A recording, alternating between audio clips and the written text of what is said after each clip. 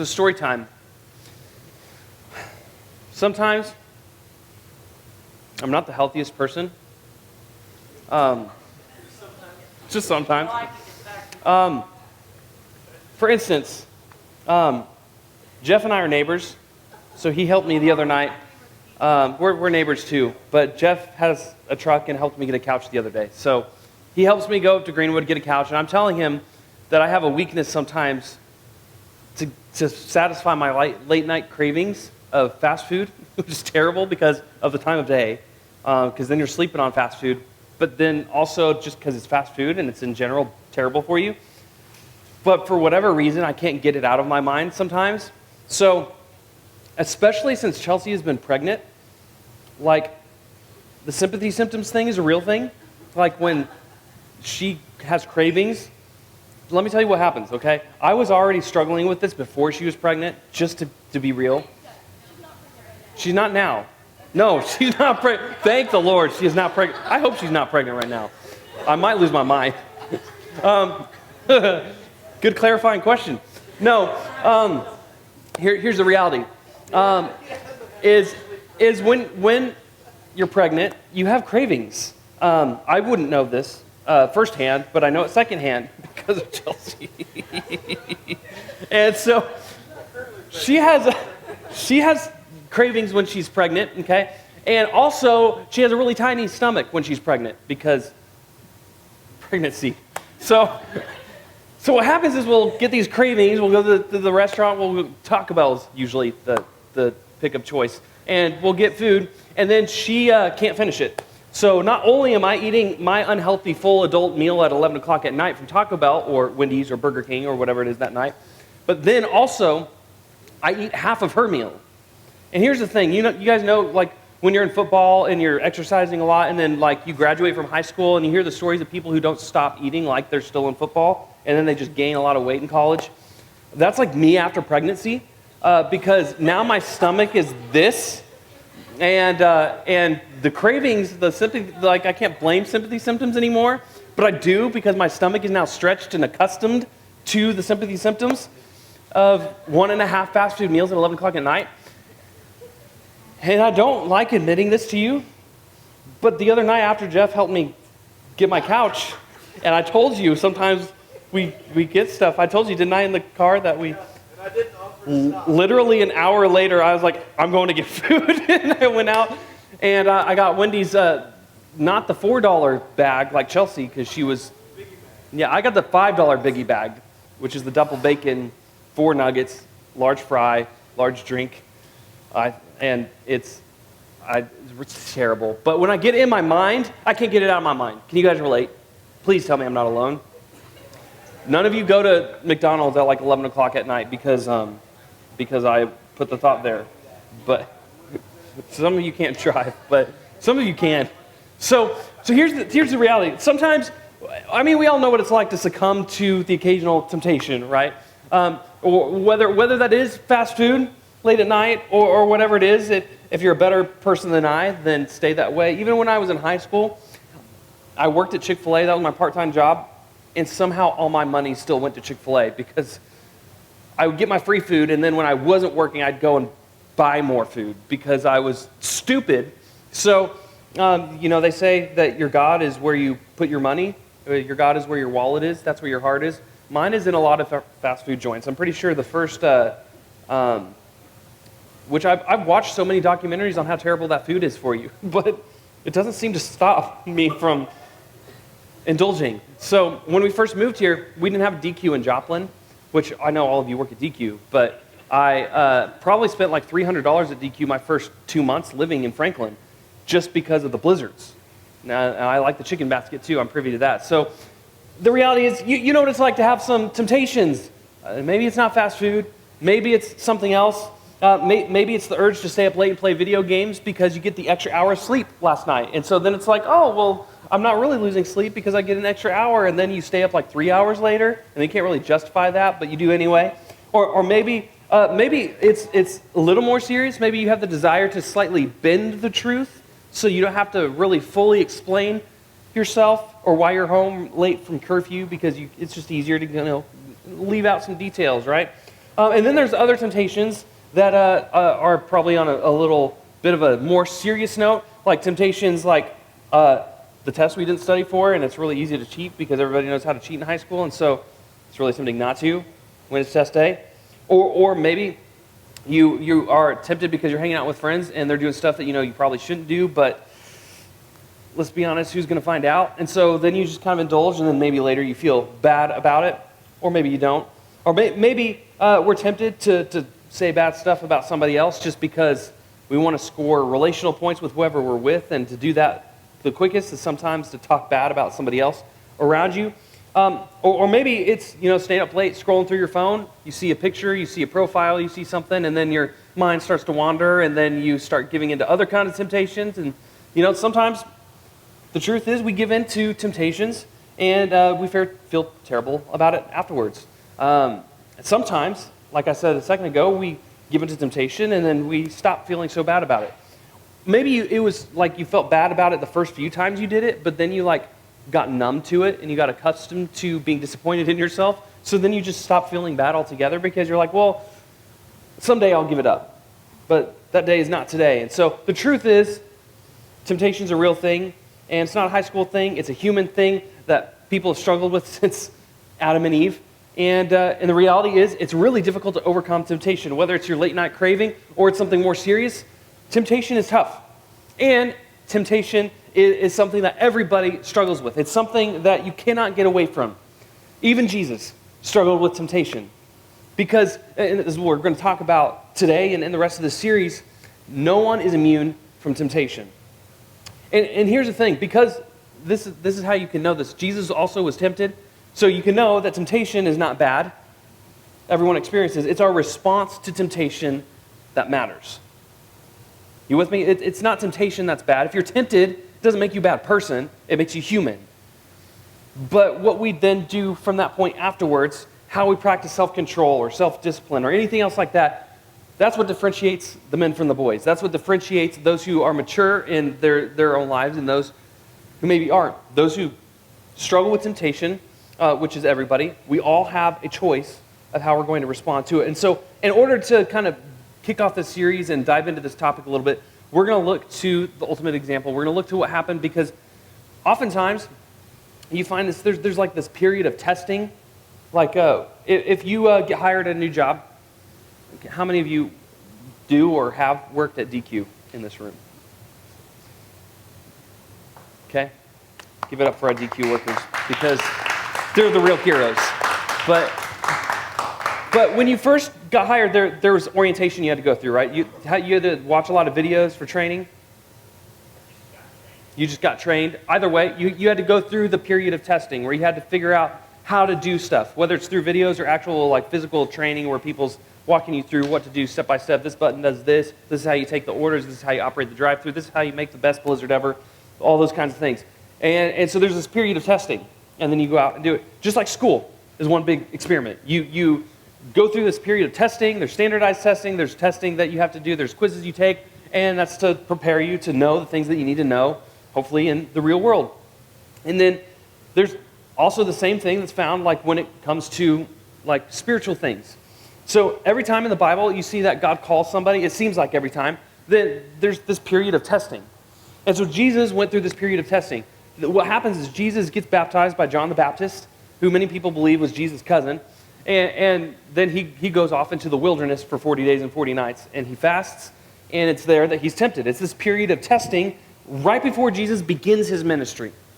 It's recorded in a couple of the Gospels. We're going to be in the book of Matthew, but this is what happens in Matthew chapter 4, starting in verse 2. After fasting 40 days and 40 nights, he was hungry. No dip, right? Too bad there wasn't any fast food for Jesus, right?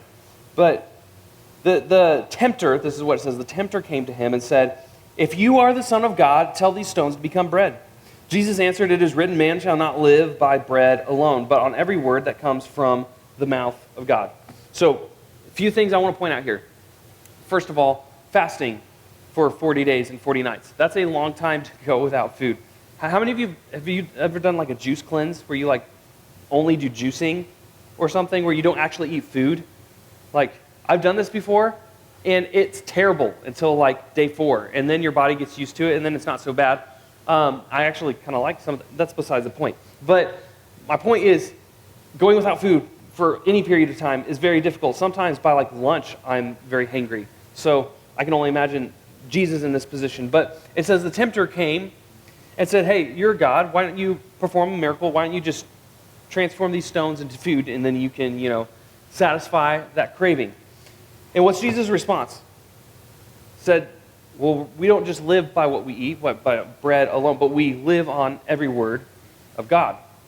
And he's quoting Scripture to him. He fights temptation with that, which is kind of interesting. But some translations, if you're reading this, will say the devil came to tempt him.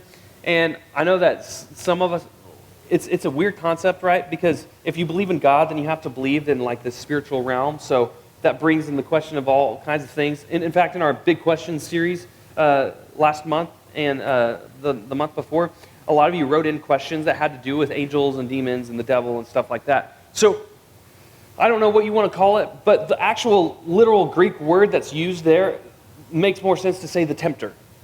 So whether you think of this as like the little devil on your shoulder that like tries to get you to do things like in Emperor's New Groove, where like Kronk has the devil, the evil version of himself, and then the halo version of himself. Like whether that's what you think of the devil, or you think of like the cartoon with like the fiery tail and horns and pitchfork, or like the what's the dating app that has the devil in it? That's, I think, super funny when they came out with that commercial. And anyway, you guys know what I'm talking about? Okay, so there's this commercial. This is beside the point, but there's this commercial where like it's for a dating app, and it's the devil, and he was paired with 2020, and that was the joke, because the devil and 2020, they are a match made in heaven, because then they run around all 2020 and all hell is breaking loose in 2020 because of everything that happened. It's a funny commercial. Go look it up. Devil dating app 2020. Just, I promise you, I'm probably chalking it up to be funnier than it is, but it's really funny. The first time I saw it, I laughed my head off. Not literally, but you know what I'm saying. Figure of speech. I'm going to move on because you all are staring at me like I'm crazy.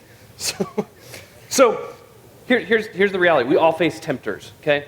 Whether that is your friend that's trying to get you to do something you know you shouldn't do, whether that is your phone, whether that's the voice inside your head, we all face temptation. We all know what it's like to be tempted and to have a tempter, to have somebody who is trying to convince us to do something that we know we shouldn't do, or whatever it is. We have tempters that taunt us and try to get us to do things that we know we shouldn't. And so here's what you need to recognize. When it comes to temptation, often we fight this battle. And you guys know this if you've tried to fight temptation before. We focus on what it is. Like if I tell you, don't think about purple elephants right now, what are you going to think about? Green elephants. That's the right answer. No, if I tell you, don't think about purple elephants, you're all thinking about a purple elephant for no random reason other than the fact I said don't think of it. When we think of temptation and we try to fight temptation, if we think about the temptation we're trying to fight and run away from, it just makes us think about it more. Okay? But what happens is what tempters do this is the same old trick that has happened ever since the beginning. But it'll tempt us by focusing not on what we're doing, but about who we believe that we are. I'm going to say that again. Tempters tempt us, and temptations are tempting to us by not the actual thing that it is, but by focusing on what it is that we believe about who we think we are.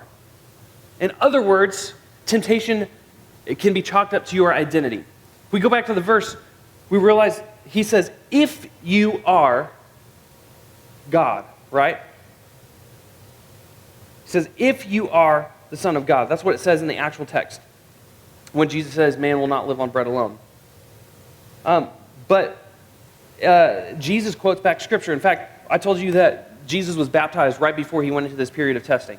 Back that previous chapter, this is what it says.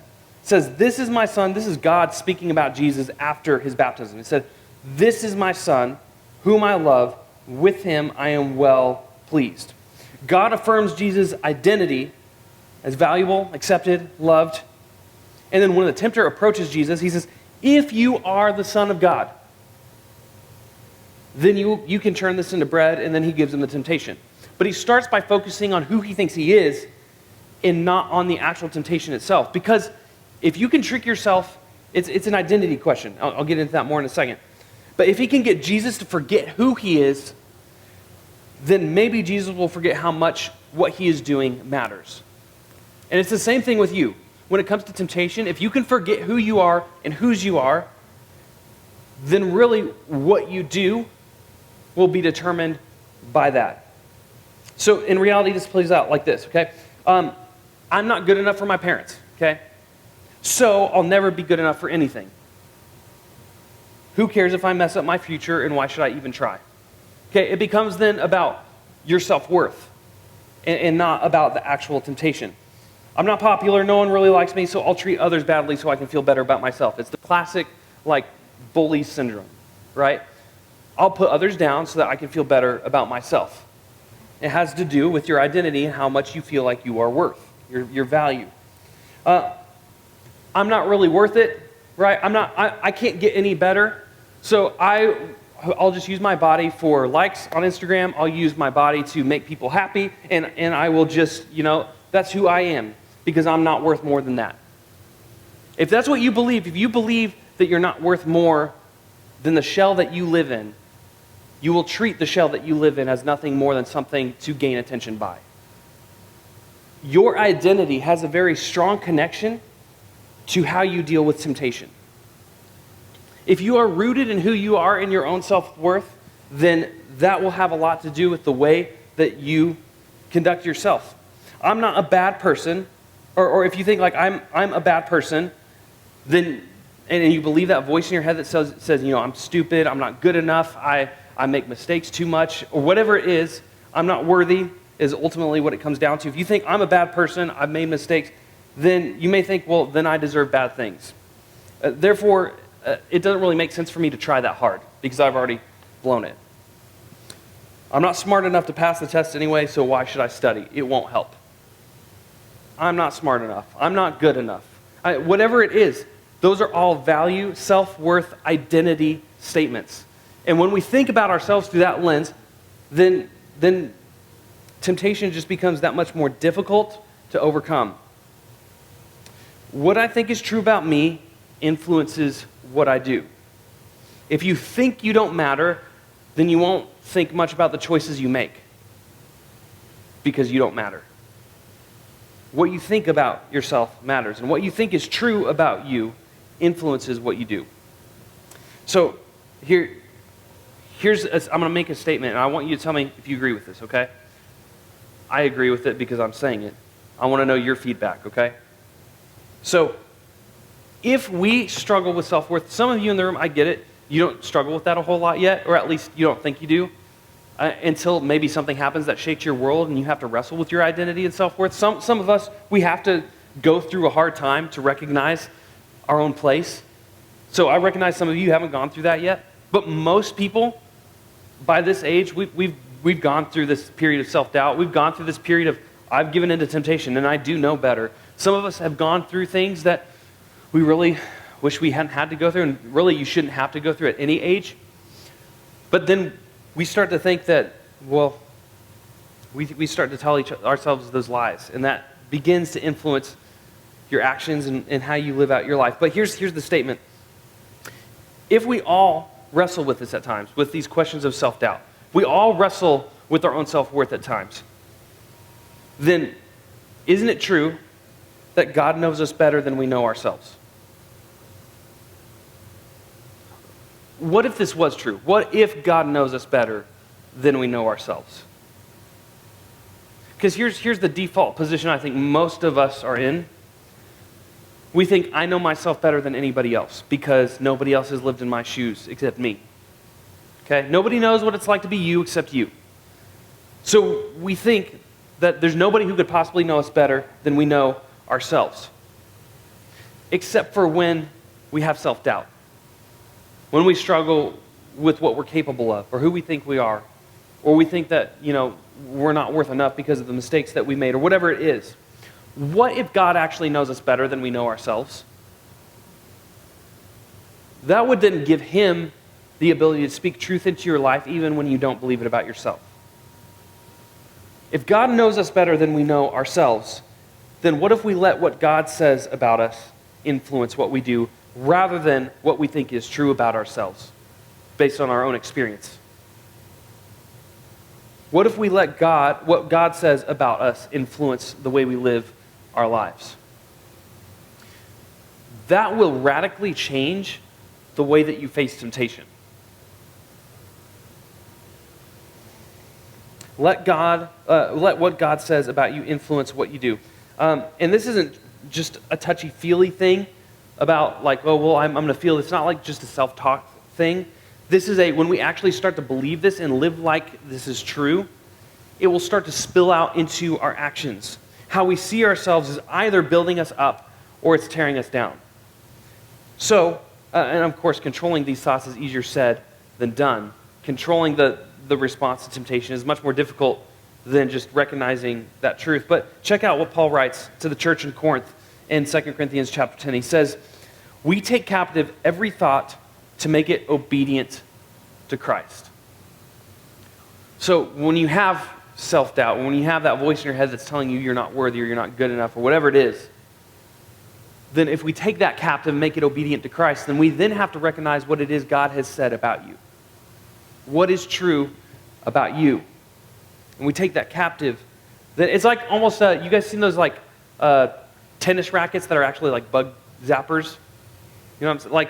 Like which are super fun when you get the chance to use them. Because I remember when those, anyway, I'm going to not get sidetracked again. But it's like when you have those thoughts in your head, imagine you're holding a bug zapper thing and you just, every time that thought bugs you, you just zap it. You take it captive, you make it go away. And obviously we can't always just push thoughts out of our head willy-nilly, and that's why this is hard. But if we start to take every thought captive and make it obedient to Christ, it's almost like where Paul's talking to the church in Rome in chapter 12 when he says that you need to be transformed by the renewing of your mind. Well, how do we renew our mind? You have to take every single thought captive. Every lie that you start to believe, you have to take it captive. Sometimes you don't even recognize it's a lie until you start taking the thought itself captive and you can evaluate how true it is. What weight does that have in your life? There's a book I read in college called The Lies We Believe. It's written by a Christian psychologist, and it's like a self-revelatory book where you read it and you're like, oh my gosh, I've been telling myself that lie my entire life. And here's the thing. I think everybody should do this because like I came from what I would describe as like a cookie-cutter Christian home. My parents were together. I didn't have to go through any divorce. I didn't have to go through any like childhood trauma. I was raised in church.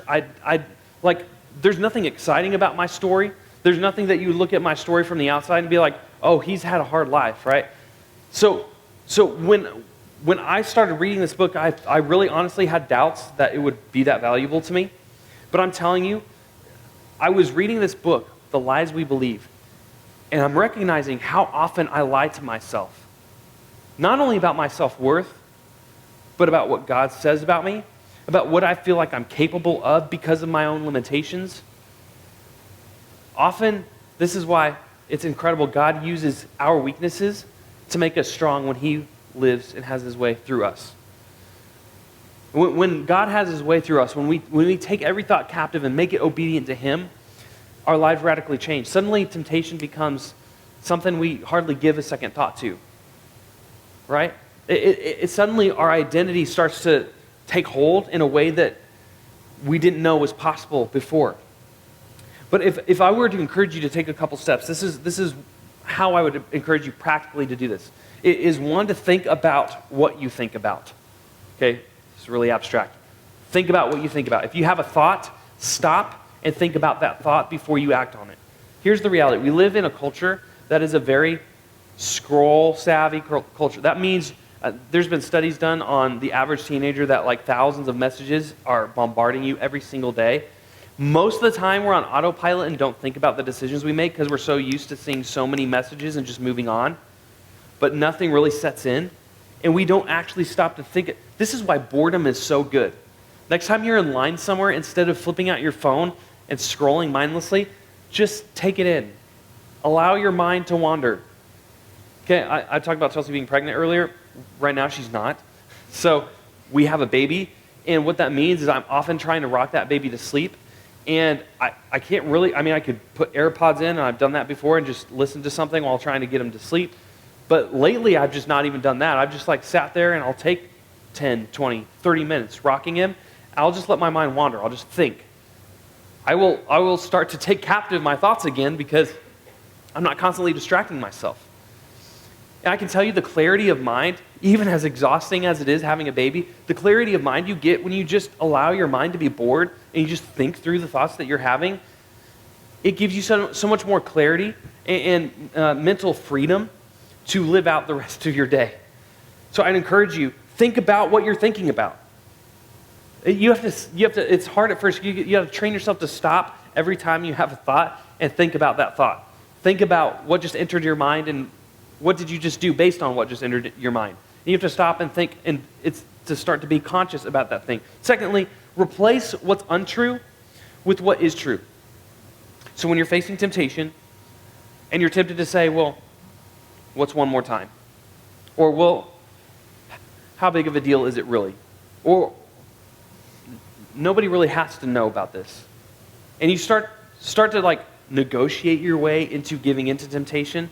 Next time that happens, take that thought captive and start thinking about what God actually says is true about you.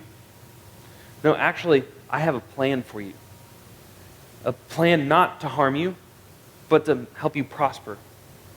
A plan that is for your own good, and a plan that will make you an influencer amongst influencers. That will make you be the life-changing blood of people around you that you would never be able to do if you had been distracted with this thing. I have big plans for you. And if you believe that, if you believe God says, I have big plans about you, then suddenly every decision that you make matters. Because every decision you make is either taking you closer to God or further away from Him. And if you believe that you're on this earth for a mission, if you have a purpose in your life that's bigger than what you can accomplish on your own, then every decision will start to matter and carry a lot more weight and a lot more urgency.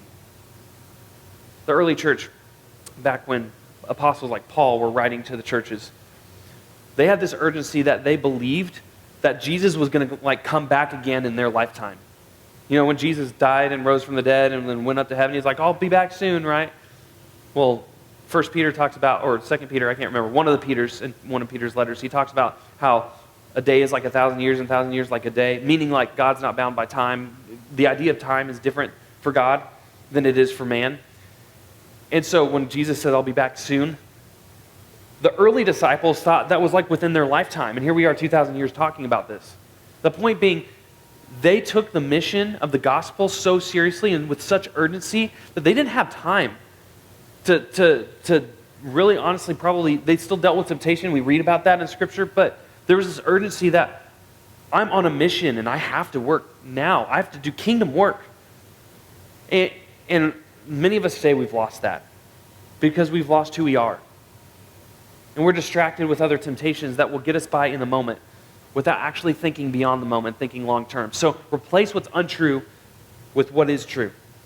Let what God says about you influence what you do and how you live your life. And I promise you, the very first step to overcoming temptation and getting it out of your mind is by replacing what's in your mind with something that is more true, with something that God has in store for you. And the best way to do that is be in His Word, to be spending time with Him. That is the best way to get temptation out of your mind and to be thinking of heavenly things rather than earthly things. So that's much easier said than done. But I believe in all of you. I believe you all have the capacity right now at your age to do something about this in ways that even people, I'm still a young adult, but people my age, we've lost the opportunity. Developmentally, I'm done. I'm already grown. So I can't get any smarter than I am right now, developmentally speaking. And so you guys, you're still growing. You're still developing. You can still, the habits you make today or break today can have a lifelong impact for the trajectory of the way that you live. Whereas someone in my position has to work a lot harder to overcome stuff like that. You are at the prime position. Start shifting the way that you filter your decision making, the way that you live your life. So I challenge you to let what God says about you influence the way that you live now, because it's only going to get harder from here on out. I love you guys. I believe in you guys. And I have faith that the impact that you're going to make in Franklin, on this next generation, in this country, in the world that we live, is going to be exponentially bigger than most people even imagine that you're capable of. I believe that this generation has the motive and the ability and the passion to be able to do big things for the kingdom. But you have to let what God says about you influence the way that you live. Let me pray for you, and we'll just dismiss into our groups.